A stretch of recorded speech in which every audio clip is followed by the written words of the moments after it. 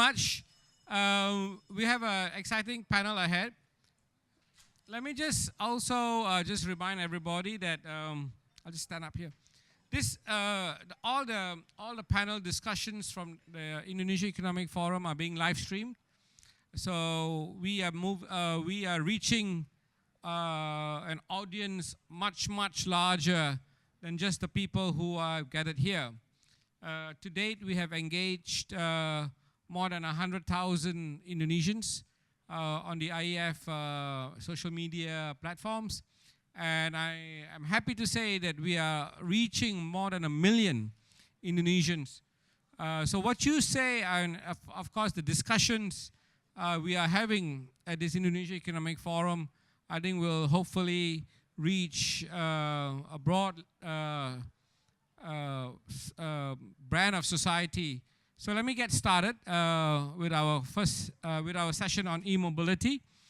May I please invite Ibu Karen Lim, Managing Director of BMW Indonesia, to set the stage with her opening remarks. Ibu Karen.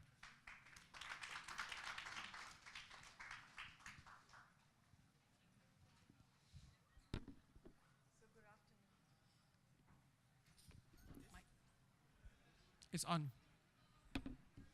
Good afternoon. Good afternoon. Okay, good. So, selamat siang, everybody. Good afternoon. Pak Putu, Director General of the Ministry of Industry, friends from Gaikindo, Pak Kuku, from the media, and ladies and gentlemen. So welcome to the 2016 Indonesia Economic Forum, and thank you very much for taking the time to participate in the BMW Group Indonesia Industry Dialogue session entitled E-Mobility, the Future of Automotive Industry. Always staying one step ahead and shaping the future of mobility are important parts of our company philosophy. To this end, we constantly work very hard to find innovative solution today for the issue of tomorrow.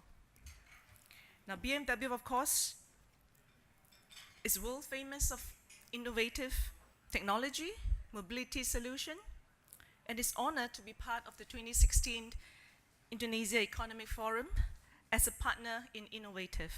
Now, this forum serves as an especially valuable opportunity for us to further encourage sustainable way of living and to outline our idea, in particular with regards to the Indonesia automotive industry, to the business player, policy maker, entrepreneur, and thought leader in attendance. At BMW, we have developed a comprehensive and groundbreaking concept of sustainable mobility through the BMW sub-brand, the BMW i, and the BMW i Performance. Now, this model embodies a visionary concept of car manufacturing, innovative electric or plug-in hybrid vehicle and mobility services, inspiring design, as well as a new understanding of the term premium that is strongly defined by sophisticated sustainability. And the BMW Group vision for the future is one of the sustainable production for sustainable mobility. Now, with this in mind, we are genuinely committed to protecting the environment. We aim to be at the forefront of e-mobility, providing the most innovative product and services in the automotive industry. Now, this country has the potential to become one of the world's largest market for new engine energy vehicle. Now, to help us achieve this goal, we truly appreciate the support shown by both the central government and the local government with respect to the introduction of the BMW i brand, which we did sometimes in August this year at the Gaikindo Motor Show. Now, ladies and gentlemen, we have a clear vision to be the leader in the premium individual mobility, not just now, but over the next 100 years and beyond. In a moment, you will get insight into how we imagine the future.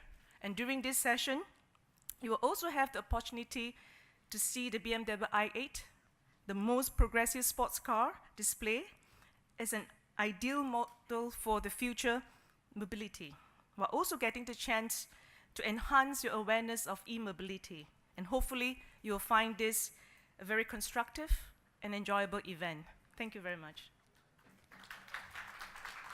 Thank you, Ibu Karen. I think we all can agree that BMW has been an industry leader in innovation, especially in terms of the future of the automotive industry. I think we all love BMW cars.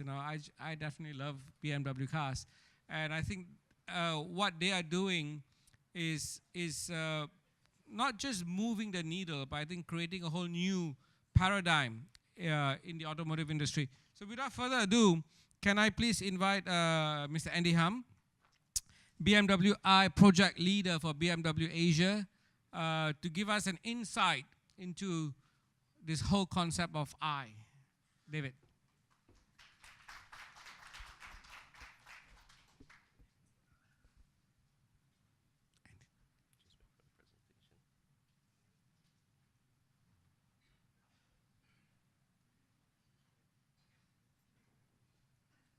Fantastic. Good morning, Pak Putu, Ministry of Industry, Pak Kuku, Gaikindo, Pak Khalil from the media, ladies and gentlemen. My name is Andy, and I'm from BMW Asia. And today we'd like to talk about e-mobility. I'd like to start off by asking how many people here understand the term e-mobility. If you could just raise your hands. Okay, small encouraging number, and I'm sure we can do better. So let's move on to the first slide. What I'll present today is very straightforward. We'll talk about the what, why, who, where, when, how, everything about e-mobility, and it will relate back to what Indonesia can do and what steps it can take to be part of this new global development. So let's start off by talking about what exactly is e-mobility. And if we move on to,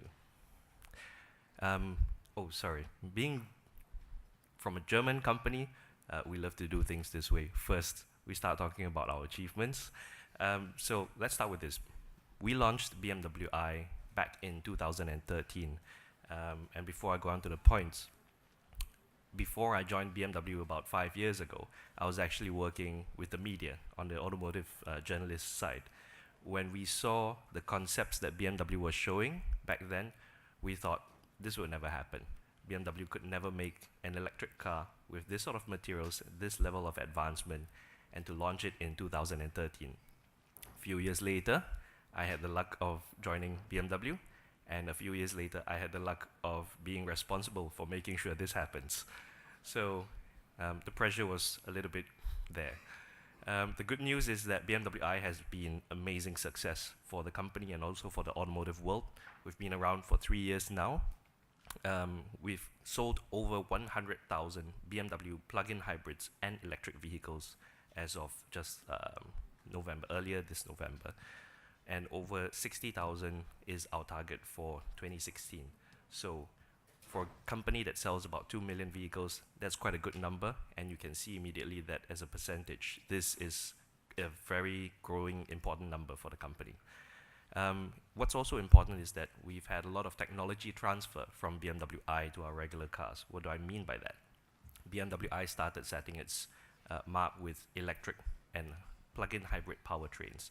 The i3 is a city urban electric car that runs mainly with an electric motor, and the i8 is a plug-in hybrid, which you can see up in the lobby as well. In terms of technology transfer, this year alone, we will be offering 5 other BMW models with that kind of technology as well. And it's a very, very quick transition from what has seemed to be really advanced with BMW i to cars that you can buy today with the 2 Series Active Tourer all the way to a 7 Series plug-in hybrid. We've also offered the world's most extensive charging network with Charge Now. So as a BMW i customer, the moment you buy the car, you are automatically part of a charging network, and you can have access to something crucial, which is the equivalent of refilling your cars. The i8 next is the world's most successful hybrid sports car. There's nothing like it that offers this level of performance and this level of fuel efficiency. And in 2015 and 16, there were more BMW i8s sold worldwide than all the hybrid sports cars produced by every other manufacturer combined. So in terms of knowing how to get things done, I think we're doing pretty well with that. So with that, I'd like to run next to electromobility or e-mobility. In a very simple sentence to understand what it's about, it is the propulsion of vehicles using electricity as fuel. So, well, you were supposed to play, but never mind. You don't have to guess the number now.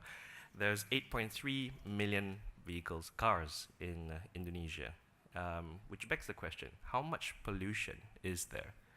I don't think anybody here in this room would agree that the pollution is an acceptable level in Indonesia. There's definitely room for improving it. And also, the other important question is how much is being spent to fix the problems caused by pollution. We'll go into more details throughout the day, and hopefully it's an eye-opener for everybody to see and understand that cheap fuel is not necessarily purely a good thing, that there will be impact, and that impact can be very expensive. And e-mobility is a plausible solution way forward.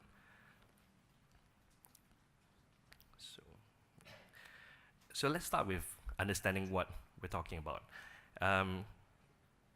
From having a conventional powertrain, like with a petrol or diesel engine, how do we make something into a hybrid? Hybrid cars are not new. There are plenty of hybrid cars in Indonesia as well.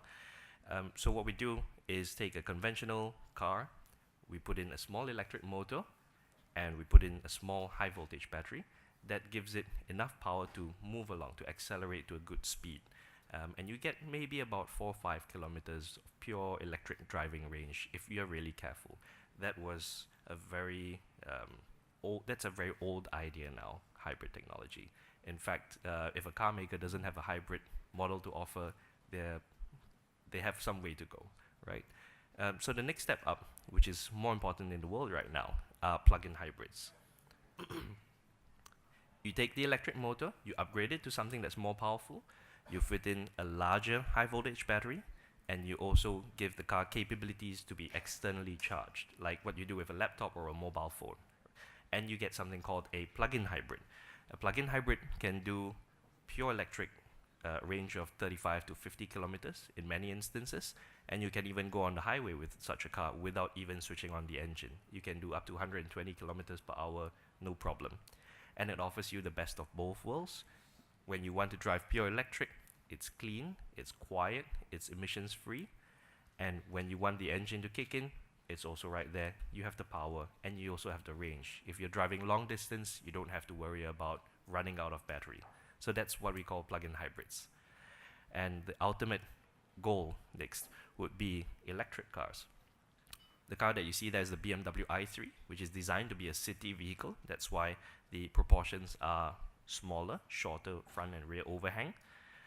There's no main internal combustion engine driving the wheels. So this car is driven mainly by an electric motor. In some offerings, there's also a possibility to have a small petrol engine that only acts as a generator. So not to drive the wheels, but just to charge the batteries. So these cars are made up of a few key ingredients: a powerful electric motor, a large high voltage battery, and also the capability to be charged externally, again, like with your phone or with your laptop. And what we've done for BMW i3 is to include BMW lightweight carbon fiber technology. So we use carbon fiber that we produce ourselves with very sustainable sources of energy. And why that matters is because weight is the #1 enemy for electric vehicles. The heavier your vehicle is, the more energy it needs to consume and the more inefficient it becomes. Next also is a very sustainable production method throughout its life cycle. So if we look at the hierarchy, we start at the basics with conventional. People have moved on to hybrid, and the next level up is plug-in hybrid, and the ultimate goal is EV, at least for now, right? All the stuff about hydrogen and fuel cell, we'll talk about that in the future.